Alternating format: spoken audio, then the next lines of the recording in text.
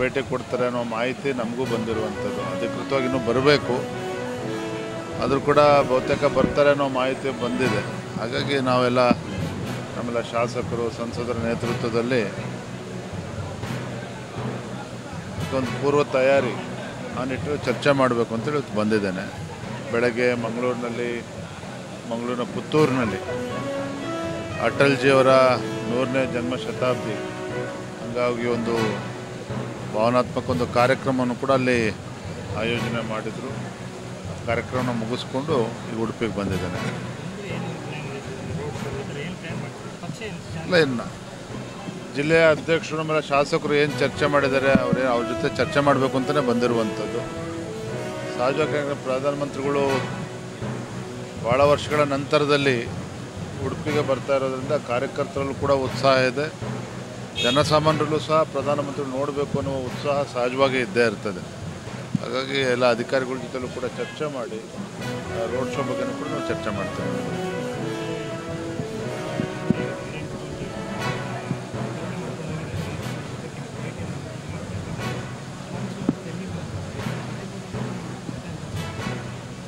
ಬೀದರ್ನಲ್ಲೂ ಕೂಡ ಈ ರೀತಿ ಘಟನೆ ನಡೆದಿತ್ತು. ಇದುವರೆಗೂ ಕೂಡ ಅದಕ್ಕೆ ಉತ್ತರವನ್ನು ಕಂಡುಕೊಳ್ಳೋದಕ್ಕಾಗಿಲ್ಲ. ರಾಜ್ಯದಲ್ಲಿ ಕಾನೂನು ಸುವ್ಯವಸ್ಥೆ ಸಂಪೂರ್ಣ ಹದಗೆಟ್ಟಿರುವಂಥದ್ದು. ಗೃಹ ಸಚಿವರು ಕೇಳಿದ್ರೆ ಅವ್ರಿಗೇನು ಮಾಹಿತಿಗಳೇ ಇರೋದಿಲ್ಲ. ಒಂದು ರೀತಿ ಅಸಹಾಯಕರಾಗಿದ್ದಾರೆ ಗೃಹ ಸಚಿವರೇ. ಹಾಗಾಗಿ ಇವತ್ತು ರಾಜ್ಯದಲ್ಲಿ ಪದೇ ಈ ರೀತಿ ಘಟನೆ ಮರುಕಳಿಸ್ತಾ ಇರ್ತಕ್ಕಂಥದ್ದು ಸರಿಯಲ್ಲ. ಇದು ಗೃಹ ಸಚಿವರು ಉತ್ತರವನ್ನು ನೀಡಬೇಕಾಗ್ತದೆ.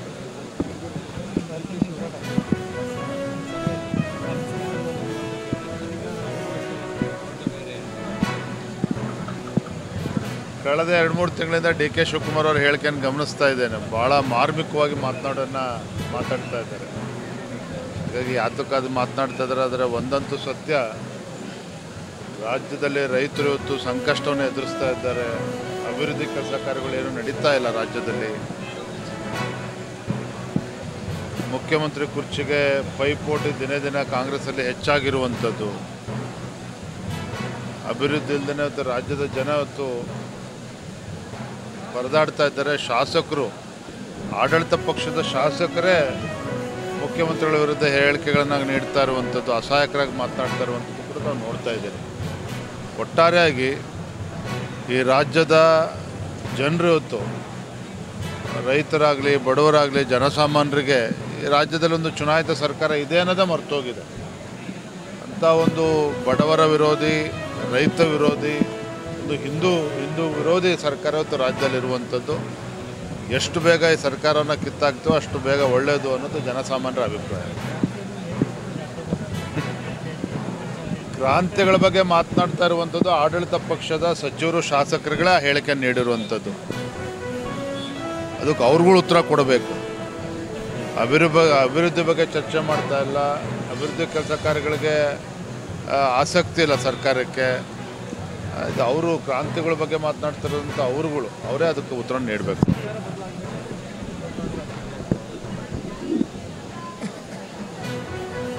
ಈಗ ಆಡಳಿತ ಪಕ್ಷದ ಸಚಿವರು ಹೇಳಿಕೆಯನ್ನು ನೋಡ್ತಾ ಇದ್ದಾರೆ. ಅರ್ಧಕ್ಕಷ್ಟು ಸಚಿವರು, ಶಾಸಕರುಗಳು ಮುಖ್ಯಮಂತ್ರಿ ಬದಲಾವಣೆ ಆಗಬೇಕು ಅಂತ ಇದ್ದಾರೆ. ಒಟ್ಟಾರೆಯಾಗಿ ವಿರೋಧ ಪಕ್ಷವಾಗಿ ನಮ್ಮ ಅಭಿಪ್ರಾಯ ಕೇಳಿದರೆ ರಾಜ್ಯದ ಜನರು ಇವತ್ತು ಬೇಸತ್ತಿದ್ದಾರೆ. ಯಾವ ಕಾಂಗ್ರೆಸ್ ಪಕ್ಷದ ಮಾತುಗಳನ್ನು ನಂಬಿಕೊಂಡು ಈ ಪಕ್ಷವನ್ನು ಅಧಿಕಾರಕ್ಕೆ ತಂದಿದ್ದವೋ ನಮಗೆ ಅನ್ಯಾಯ ಆಗಿದೆ, ಮೋಸ ಆಗ್ತಾ ಇದೆ ಅನ್ನುವ ಭಾವನೆ ರಾಜ್ಯದ ಜನರಲ್ಲಿ ಬಂದಿರುವಂಥದ್ದು. ಇದಂತೂ ಸತ್ಯ.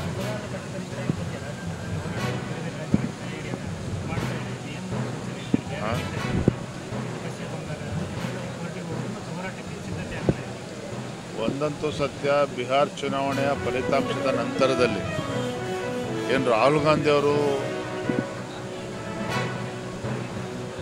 ವೋಟ್ ಚೋರಿ ಅಂದ್ಕೊಂಡು ಬಿಹಾರ್ನಲ್ಲೂ ಕೂಡ ಪ್ರಚಾರವನ್ನು ಗಿಟ್ಟಿಸ್ಕೊಳ್ತಕ್ಕಂಥ ಪ್ರಯತ್ನ ಮಾಡಿದರು. ಬಿಹಾರ್ ಚುನಾವಣೆಯ ಫಲಿತಾಂಶದ ನಂತರ ಒಂದು ರೀತಿ ಕಾಣೆ ಆಗಿದ್ದಾರೆ. ಅವರು ಈ ರೀತಿ ನಿರೀಕ್ಷೆ ಮಾಡಿರಲಿಲ್ಲ ಕಾಣುತ್ತೆ. ನಮ್ಮ ಮತದಾರರು ಅವ್ರಿಗೆ ಆಶೀರ್ವಾದ ಮಾಡ್ತಾರೆ ಅನ್ನೋ ಭ್ರಮೆನಲ್ಲಿ ಅವರು ಇದ್ದರು. ಆದರೆ ಬಿಹಾರಿನ ಪ್ರಜ್ಞಾವಂತ ಮತದಾರರು ಒಂದು ರೀತಿ ಉತ್ತರ ಕೊಟ್ಟಿದ್ದಾರೆ ಅನ್ನೋದಕ್ಕಿಂತ ಹೆಚ್ಚಾಗಿ ಕಾಂಗ್ರೆಸ್ ಪಕ್ಷಕ್ಕೆ ಒಂದು ರೀತಿ ಕಪಾಳ ಮೋಕ್ಷನೇ ಮಾಡಿದ್ದಾರೆ. ಇನ್ನಾದರೂ ಕೂಡ ಎಚ್ಚೆತ್ಕೊಂಡು ರಾಹುಲ್ ಗಾಂಧಿ ಅವರು ಒಂದು ವಿರೋಧ ಪಕ್ಷವಾಗಿ ಜವಾಬ್ದಾರಿಯುತ ಕೆಲಸ ಮಾಡಿದರೆ ಅವ್ರ ದೃಷ್ಟಿಯಿಂದ ಒಳ್ಳೆಯದು. ಕಾರವಾರ ಜಿಲ್ಲೆಯ ಕಾರವಾರ ಟೌನಲ್ಲಿ ಒಂದು ಸರ್ಪ್ರೈಸ್ ಚೆಕ್ ಒಂದು ಜೈಲೊಂದು ರೇಡ್ ಮಾಡಿದ್ದೀವಿ. ಇದರಲ್ಲಿ ಅಡಿಷನಲ್ SP ಅವರು ಕೃಷ್ಣಮೂರ್ತಿ ಅವರ ನೇತೃತ್ವದಲ್ಲಿ ಒಂದು ಟೀಮ್ ಹೋಗಿ ಅಲ್ಲಿ ಒಂದು ರೇಡ್ ಮಾಡಿದ್ದಾರೆ. ಎಲ್ಲ ಬ್ಯಾರಕ್ಸ್ ಎಲ್ಲ ಚೆಕ್ ಮಾಡಿದ್ದಾರೆ. ಇದರಲ್ಲಿ ಬಂದಿದ್ದಲ್ಲಿ ಒಂದು ಪ್ರಕರಣ ನಾವು ದಾಖಲೆ ಮಾಡಿದ್ದೀವಿ. DSP ಅವರು ಕಾರವಾರ ಕಂಪ್ಲೇಂಟ್ ಕೊಟ್ಟಿದ್ದಾರೆ. ಇದರಲ್ಲಿ ಚೆಕ್ ಮಾಡಿದಲ್ಲಿ ನಮ್ಮದು ಸಬ್ ಇನ್ಸ್ಪೆಕ್ಟರ್ ಅವರು ಒಂದು ಸೆಲ್ ಚೆಕ್ ಮಾಡಬೇಕಾದ್ರೆ ಒಂದು mobile phone, carbon mobile phone plus ಒಂದು SIM ಕಾರ್ಡ್ ಸಿಕ್ಕಿದೆ. ಇವ್ರ ಜೊತೆಗೆ ಆರೋಪಿಯಾದ ಮೊಹಮ್ಮದ್ ನೌಫೆಲ್ ಅಂತ ಒಬ್ಬರು, ಅವರು ಅದೇ ಕಡೆ ಇದೊಂದು ಪ್ಲಸ್ ಬಿಡಿ ಪ್ಯಾಕ್ ಇರ್ಬೋದು, ಬೆಂಕಿಪಟ್ಟಣ ಲೈಟರು, ಮತ್ತು ಇದರ ಜೊತೆಗೆ 3 ಚೀಟಿಗಳು ಕೂಡ ಸಿಕ್ಕಿದೆ ಪುಡಿ ಅನ್ನೋದು. ನಾವು ಇದನ್ನು FSLಗೆ ಕಳಿಸ್ಕೊಡ್ತೀವಿ.